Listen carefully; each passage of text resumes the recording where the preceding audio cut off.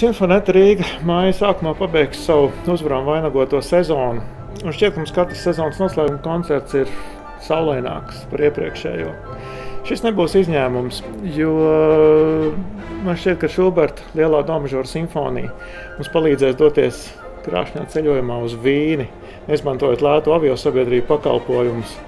Nesēžot pārpildītā reisā, klausoties šo muziku, var arī Rīgā sajust Vīnas kafejnīcu aromātu, pavasara jautro čālu ielās un Vīnas kafijas neiztrūkstošo smaržu. Taču šis koncerts būs īpašs, jo man šķiet, ka Karlsona klarnetes koncerts ir viens no tiem opusiem, kas ir tiešām izturējis laika pārbauda. Egil, kā tev šķiet? Jā, tas ir īstenībā pārsteigums. Es paskatījos šodien partitūrā, un tur ir rakstīts 1982. gads. Tas ir vairāk kā 30 gadu atpakaļ. Tā pašā laikā skaņdarbs ir vēl aizvien ārkārtīgi aktuāls. Man liekas, tā vispār viena no tādām šedevra pazīmēm. Ja skaņdarbs ir bijis aktuāls tajā savā laikā, viņš kaut kādā veidā ir notvēris to sava laika ģenētisko kodu, aktualitāti, tematiku, to, teiksim, cilvēku vispār emocionālo pasauli un skatu, protams, 80. gadi Latvijā, okupācijas gadi.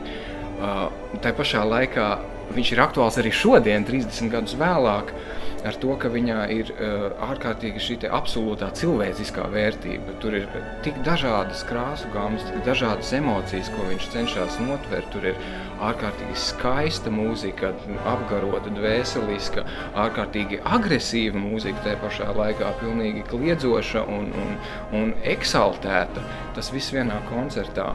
Un, protams, arī ļoti tehnisks un sarežģīts pašam arī izpildītājām, ļoti lielas formas skaņdarbs izstrādāts, un tā pašā laikā arī ne pārāk modernizēts tajā nozīmē, ka Karlsons neatkāpjas no melodikas. Viņš ir ausīm baudāms, viņš ir melodisks, viņš ir skaists, tur ir nedaudz no Marģera Zariņa, koķetērijas un krāsas, jo viņš ir stīgām un tur ir klavesīns un daži citādi instrumenti, ārkārtīgi interesantas krāsas, neobarokālas krāsas un stilizētas un tā pašā laikā arī ļoti daudz arī izmanto mūsdienu tehnikas, multifonikas un frulāto un dažādus citus slap efektus, bet tie visi ir sakārtoti tik ārkārtīgi interesanti, ka viņi nav priekšplānā, bet viņi palīdz šai mūzikai aiznest šo emocionālo saturu. Man liekas, tas ir pats būtiskākais, kas tajā koncertā ir. Viņš ir ārkārtīgi emocionāli piesātināts.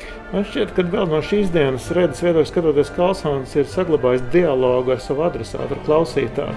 Viņš ir panācis to, ka viņa domas ir uztverams, arī šodien un saprotams un tulkojams. Un tiešām jebkuram cilvēkam šodien viņš nāk pretī ar atklātu sirdi un lūk, šeit ir mans gara darbs un ņemiet to un priecājieties.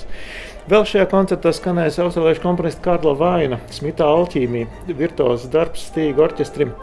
Un man šķiet, ka kaut kādā ziņā es varētu vilkt paralēles ar abiem iepriekš minētajiem skaņdarbiem. Ārkārtīgi saulains, virtuozs ar, latviešu sakot, ar krampi uzrakstīts opus, kur mūsu stīga grupa tiešām var spīdēt ar savu virtuozitāti un jau šajos gados uzkrātos spēles prasmi.